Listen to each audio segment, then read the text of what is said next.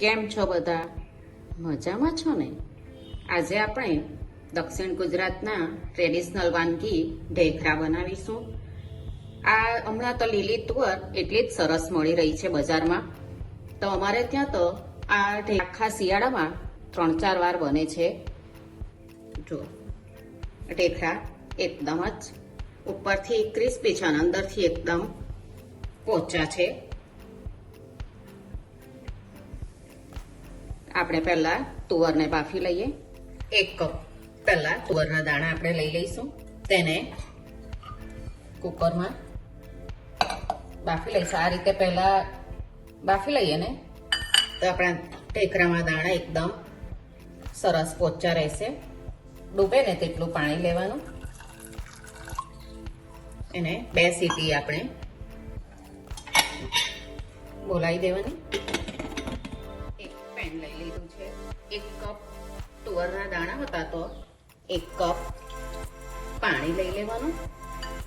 પાણી ગરમ થઈ ગયું છે. એમાં 2 ચમચી પેલા મરચાંની પેસ્ટ લીધી છે. તમને જે પ્રમાણે તીખું જોઈતું હોય ને તે પ્રમાણે લેવાનું. 1 ચમચી આદુની પેસ્ટ અને અડધી ચમચી હળદર, પિંચ જેટલું હિંગ, 2 ચમચી તલ લીધા છે, 1 ચમચી મીઠું સ્વાદ પ્રમાણે લેવાનું. મેઇન ઇન્ગ્રેડિયન્ટ્સ છે ગોળ. 1/4 કપ ગોળ લીધો છે. ગોળ તમારે લેવાનો જ. તમે થોડોક ઓછો વધતો કરી શકો. ખૂબ જ સરસ લાગે છે આ ઢેખરામાં ગોળ. બધું બરાબર મિક્સ થઈ ગયું છે. હવે આપણે એમાં 1 કપ ચોખાનો લોટ લેવાનો. બધું એકદમ સરળ છે. 1 કપ તુવરના દાણા, 1 કપ ચોખાનો લોટ અને 1 કપ પાણી લીધું છે. 1/2 કપ જુવારનો લોટ લેવાનો. આનાથી ઢેખરા આપણા એકદમ પોચા અને સરસ બને છે. અને 2 ચમચી ચણાનો લોટ, 2 ચમચી ઘઉંનો લોટ છે. પાણીનું પ્રમાણ ઓછું વધતું તમારે થઈ શકે, કારણ કે ચોખા નવા જૂના હોય ને તો પાણી થોડું તમારે તે પ્રમાણે લેવાનું. હું 2 ચમચી જેટલું બીજું પાણી લઉં છું.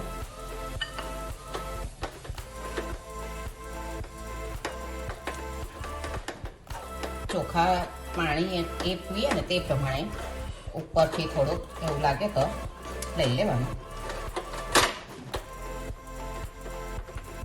3 ચમચી જેટલું તેલ લીધું છે. વધારે નથી લેવાનું.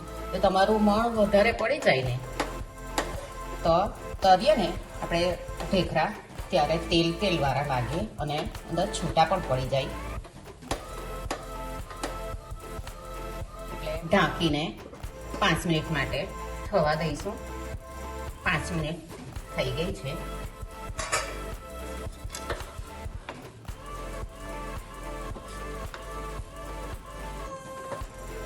ઘણા પાણી તમે ઉકાળો ને ત્યારે પણ અંદર તુવરના દાણા લઈ લે છે. એના કરતાં આ રીતે તમે બાફીને કરો ને તુવરના દાણા તો અંદર દાણા એકદમ સોફ્ટ રહે છે.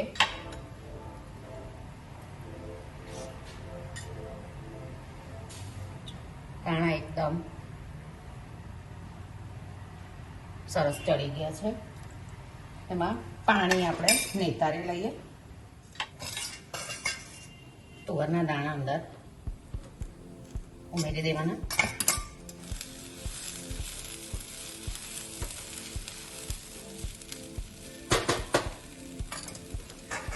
નીચે 2-3 મિનિટ થવા દઈએ. જોઈ લઈએ.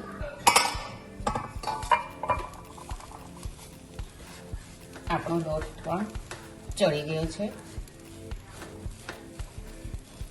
ગેસ બંધ કરી બધું આપણે ટ્રાન્સફર કરી દેવાનું.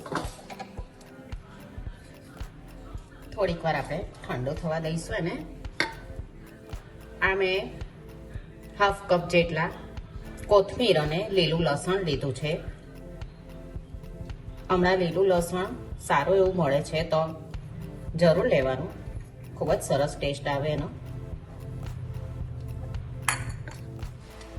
થોડુંક ઠંડુ થઈ ગયું છે. હાથમાં પહેલાં તેલ લગાવી દેવાનું.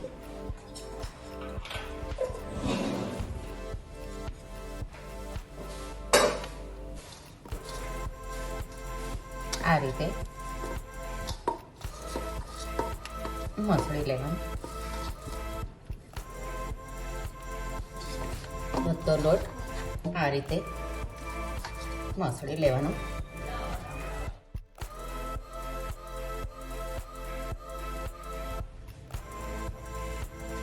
નાના નાના આપણે ઢેકરા બનાવી લઈએ.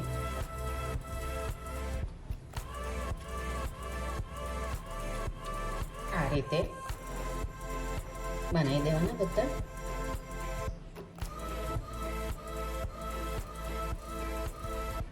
તમારા સાઈઝમાં મોટા બનાવવા હોય નાનથી તો પણ બનાવવાના.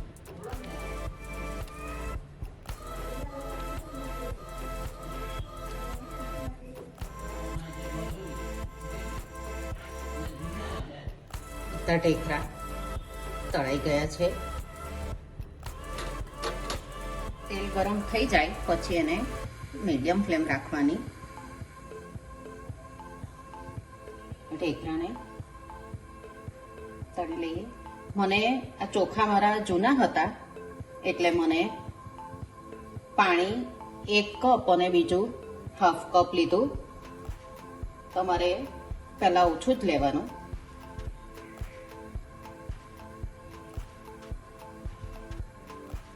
તમારે તળીને નહીં ખાવું હોય ને તો સેલો ફ્રાય પણ કરી શકો તમે. પેનમાં નોનસ્ટિક પેનમાં તેલ લઈ થોડુંક તેલ 2-3 ચમચી અને એને ફેરવીને શેકી લેવાનું. પહેલાં આને અડકવાનું નહીં.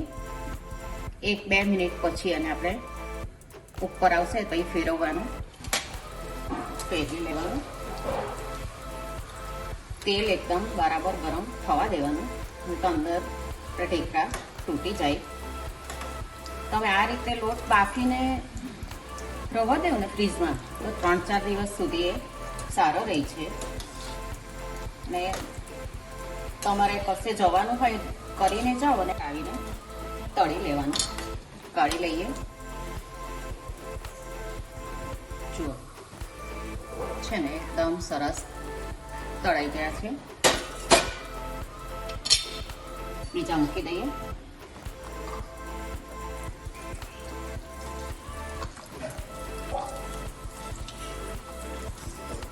બધા ઢેકરા તળાઈ ગયા છે.